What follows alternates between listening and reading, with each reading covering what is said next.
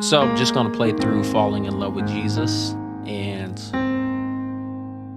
just make it your own. So this isn't how I typically play it. Normally I get way more fancier, but I wanted to try to just play it way more simpler so people could understand it and just really get the chords.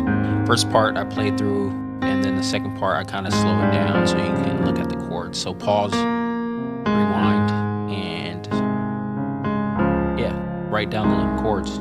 Very simple.